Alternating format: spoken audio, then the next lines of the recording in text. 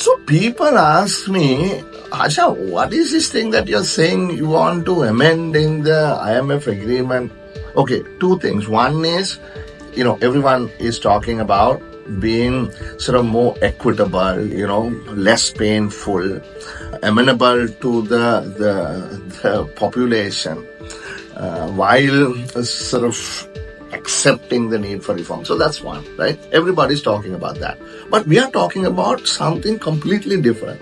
And that is, we argued with the IMF, and this argument has been there from day dot, meaning the day they signed this particular one, that this is really, in our mind, not what is said to be an extended fund facility. To us, it is more like like a standby agreement or a bailout, extended bailout. Why I'm saying it is this. Now, SBA type agreement, IMF will come and sort of try to fix the liquidity issues, short-term problem, raise taxes, assume that will translate into a balance of payment positive situation, and then let the country sort of proceed.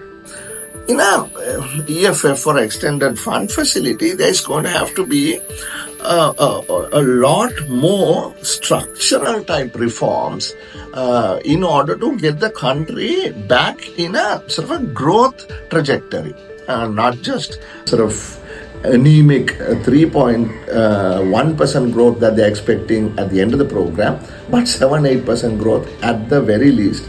So therefore, we think that the problem in this program is the IMF thinks debt is debt and growth is growth.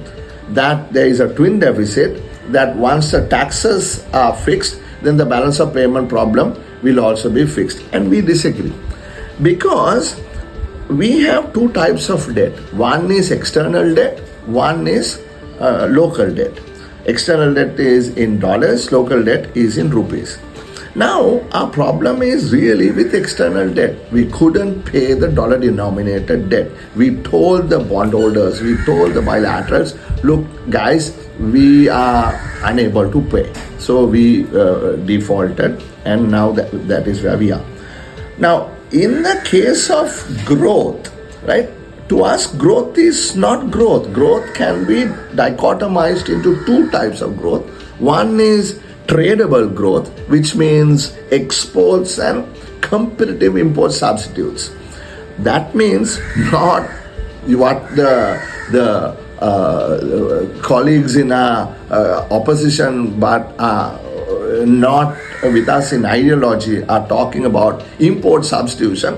This is competitive import substitution, which means that whatever is produced here can be competitively sold in any other market as well, whether they are sold here or there is immaterial. Now, that versus that is called tradable growth, increase in the value of such production of goods and services, and non-tradable growth. Non-tradable growth comes from production of goods and services that are not internationally competitive. For instance, during Mr. Mahinda Rajapaksa's time, the economy grew almost at 9% in 2012, right? But fell to 3% in 2013. Why? Because that was all debt-fueled construction boom in the South, right? That has nothing to do with exports. Because you protect your market. Also, you saw certain business people make money hand over fist. They became billionaires in a matter of months. How? Because due to political deals, they said, look, we are going to ban imports of certain items. Let's take tiles, for instance, right? People who made tiles can now even run for president. Why? Because they made so much money. Why? How? Because you erected a massive wall around this island, said no imports of tiles. I'm just taking one example. And then people who were building homes, young people, couldn't afford tiles because tile prices and sanitary ware prices went up by threefold. Why? Because some businessman was making some money on the the ideology, right? The basis in which they sort of agreed with the government at the time to ban or to have massive duties, customs duties, para-tariffs, other non-tariff barriers, so that imports were made exorbitantly expensive, and so therefore these people could make money. So that is sort of the crony capitalism that we're talking about. So by doing that, the country is not going to be able to generate the dollars to pay dollar-denominated debt. You see my point? So therefore, what we told the IMF is that we got to link the dollar-denominated debt with dollar-generating revenue, which means tradable growth. But the IMF does not sort of, like I said earlier, dichotomize the production of goods and services into tradable and non-tradable. There is a massive anti-tradable bias in this country, which has been sort of, increasing since 1994 and accelerated since 2004. Because if you look at the numbers, you will see, after the first wave of reform in 77, 78, second wave of reform between 91, 93, moved a little forward in the 95, 96, 97.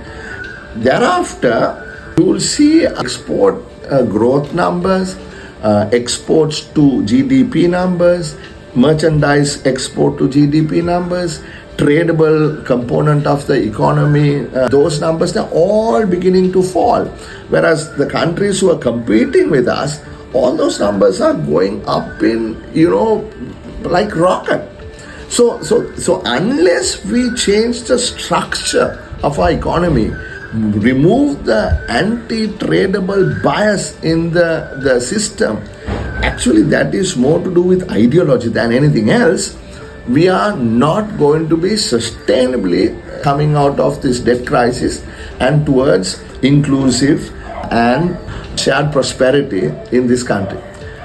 Now, when I talk about it, people ask, Harsha, what is this, the court case you've been talking about that distinguishes this ideology versus the NPP or the JVP? I'll tell you. The economic transformation bill that the government brought to the House last week and got approved, we were not ideologically opposed to that, except we protested vehemently that Ranil Wickremesinghe should not have sort of pushed inside that piece of legislation all the targets that they agreed with the IMF. Because, like I said, IMF agreement has faults. It doesn't focus on tradable growth to achieve 8, 9, 10% growth down the road. So therefore, we are not willing to accept those targets. So keep that aside. But on the ideology of export creation, on the ideology of tradable growth, we had no problem. Now the NPP, JVP filed a fundamental rights petition in the Supreme Court of Sri Lanka saying the government's efforts to focus on exports over what is called import substitution that save dollars, right? Now think about what I just said earlier. That is, build huge protection walls around this country, stop imports, and produce those goods and services locally. We should do that, but the government is focusing on exports more than import substitution. Therefore, that policy is contradictory to the constitution of this country. Can you believe that? It is violating the constitution of Sri Lanka. So you see, that is the economic ideology, that is the economic thought, that is what they think will create wealth in this country, which we completely oppose, right? So that is the distinction, that's the absolute difference between what the NPP JVP's economic model is or what they are going to implement in this country versus ours. So that's the interesting little anecdote that I wanted to add to this explanation.